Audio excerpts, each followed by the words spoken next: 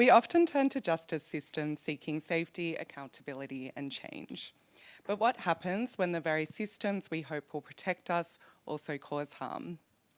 Lauren Berlant's concept of cruel optimism helps us to think about this paradox. Cruel optimism describes how something we desire can become an obstacle to our flourishing, how hope itself can keep us attached to things that prevent the change we seek. My research applies this idea to promises of justice in the context of intimate partner violence. I explore two key attachments. First, I examine how survivors and practitioners remain attached to carceral systems, such as police, intervention orders, and imprisonment, even when these systems are often recognised as harmful. Second, I consider whether restorative justice represents another form of cruel optimism, or whether it might hold space for a more cautious, transformative hope.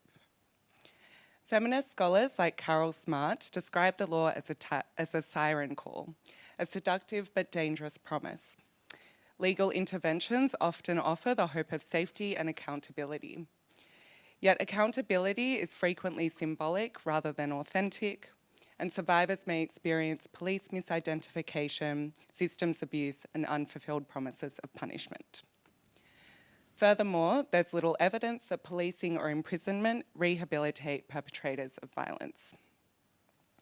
Many victim survivors become stuck in cycles of tough-on-crime interventions, which reproduce violence and control even as they promise justice and protection. At the same time, the criminal legal system offers fleeting moments of optimism, brief beliefs that it can deliver justice, which overrides a deeper awareness of its limits. Berlant calls this a kind of stuckness, where hope itself keeps us tethered to systems that cannot transform the conditions of harm. Restorative justice offers a different possibility.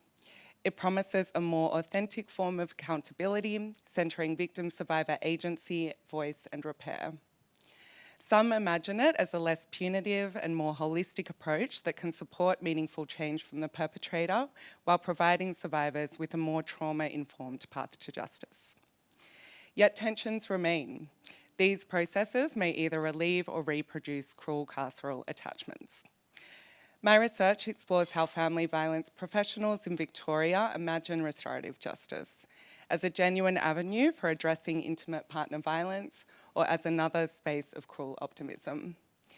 This work seeks to relieve our collective stuckness in carceral ways of imagining justice and to open space for new possibilities.